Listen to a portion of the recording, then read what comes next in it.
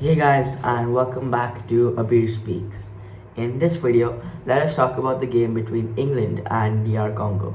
So, once again, it could have been one of the biggest upsets in football history, considering the way that England had played, and it was really surprising that England had failed to even take the lead early in the game, and many football analysts had predicted that England would win 3-0, and nobody had actually expected a goal to come from DR Congo's side, and they had actually surprised and shocked the world because yesterday, as soon as the game started, you could see the way DR Congo were playing. They were playing much more aggressively, and they also were more composed and cool on the ball. Like whenever they had the ball, they would analyze their options and decide what right pass had to be made.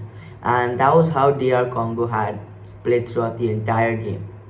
However, they had obviously lost the ball quite a few times, but mainly after they had scored the goal, they had gotten their confidence in the 7th minute, and that was again because the England players were not marking the backside of the other area, and most of them were like um, the last defender was not aware of the last man in this case, and then we said just given a long ball through, and then they just needed to take a touch and shoot the ball. It was that simple for DR Congo to score, and England players scrambled to the area and tried to stop it, but it was too late. And Pickford also was really late to react because it was completely surprising in general. Like this was completely unexpected for England, and the worst part was that they were getting more frustrated throughout the first half because they had taken multiple shots, and the goalkeeper, he was keeping amazing, and he made some really good quality saves, and he denied England a lot of times during the first half. And there was a fantastic header from Bellingham early in the first half, saved by the keeper, or shot by Kane from inside the box, again saved by the keeper, a cross coming, intercepted by the keeper. So he was basically a Bosnia from Cape Verde. You could think about him like that. So he was playing really good at that point of time. And in the second half, except for that goal, DR Congo had gotten another chance to score, and they were deadly on the counter attacks, and that was what many other teams needed to be aware of. For example, against their win against Uzbekistan, two of their goals were for counter attacks, and one of the goal was from a penalty taken by Visa, and that just shows how dangerous they are in counter attacks. And once again, they replicated this against England, where they all pressed their men forward and started pushing inside. However, they were not. However, again, it was good goalkeeping by Pickford to keep that out. But England were again caught back because two defenders had to take on the DR Congo players, and surprisingly, DR Congo had missed. Otherwise, it would have been humiliating if England were out of this World Cup. And in general, despite the win, the performance was absolutely terrible by England. Once again, when it was expected that England could produce something, they failed to produce. It's always been like that because if England are scrambling like this against DR Congo, how will they do against Mexico? And Mexico, if you don't know, have conceded 0 goals in their last 4 World Cup games and have reached a knockout rounds for their first ever time. Plus, Mexico have won all their games. So this is concerning because Mexico's a big threat right now, especially if you look at Quinones and Raul Jimenez from Mexico. Both of them are deadly along with Alvaro.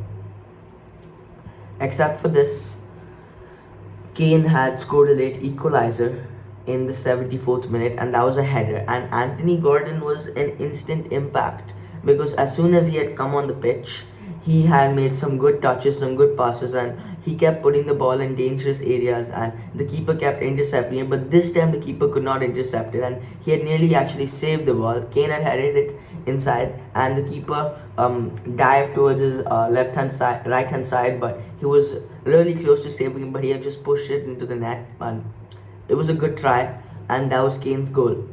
1-0, and an assist by Anthony Gordon. And then after that goal, it felt that DR Congo had completely switched off. They were all frustrated. They could not believe what was happening. They could not believe that they were 15 minutes away from, winning the game. Or either you can say after it was 2-1, they were 5 minutes away for taking into extra time.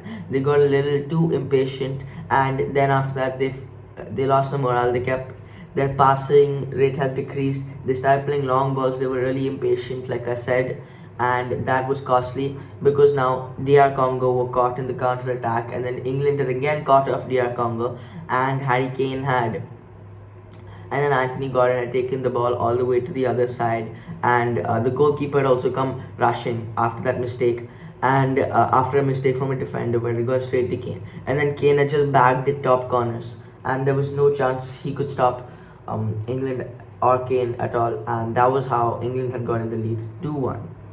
And now, like I said, there are many talking points about England and Mexico considering their terrible performance today, because it was Kane who had barely kept England alive, and we need to see how England can perform against Mexico, because I think that changes need to happen to the lineup, and Mariake cannot be starting for England, and England needs a better right back, especially because Spence played pathetic yesterday.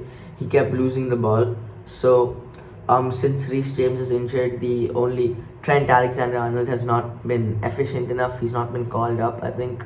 So England are struggling for a right back at this crucial time because Spence cannot deliver at all. Reece James was amazing and he should have been there. And again, up front, maybe Gordon should play a little more over Mariake, and obviously they should be having Rashford in the team because he is also making quite an impact for England. Well, except for this, there were also two more games today where Belgium had beat Senegal 3-2 with the late goal penalty from Tielemans in like the 125th minute, and after that USA had beat Bosnia 2-0, and it was a good goal. Balogun had scored and he had received a red card. Well, that's it I have to say, guys, and thank you for watching my video, and I will see you in my next one, probably Portugal versus Croatia, I'm not sure, but until then, guys, thank you.